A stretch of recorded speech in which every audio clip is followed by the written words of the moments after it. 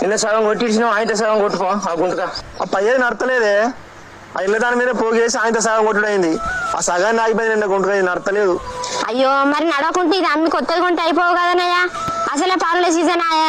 ఏంది మనకే పనికి నడతలేదా ఇది? ఇదేమనికన్నా నమ్ముతే ఇప్పుడు పని చేస్తా అదే కోతకే కదనే వాడు కొనుక్కపోయేది. కోతకమ్ము అంటేనే మన దొడ్డే బుట్టి పెరిగింది, నా చిన్న బిడ్డ పుట్టినప్పుడు పుట్టిందే ఇది.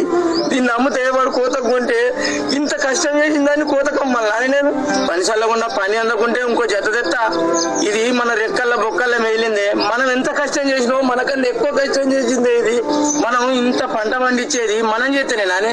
ఈ రెండు ఎంత కష్టపడతానే మన లెక్క. ఇవి కూడా మనతో పాటు సమానంగా ఉంటే ఏమున్నదే ఉంటే దొడ్డే చంద్రంత గడ్డి బకెట్ నీళ్ళు పెడితే అదే మంచిగుంటది. మనం ఉన్నంతసేపు మన ఎడ్లు మన ఇంట్లోనే ఉండాలి. ఎందుకు అమ్ము అంటేనే ఎందుకే మన పిల్లలను చదివిస్తానంటే వీటికి దయనే. ఇవి రెక్కలు బొక్కలు వేసుకొని మన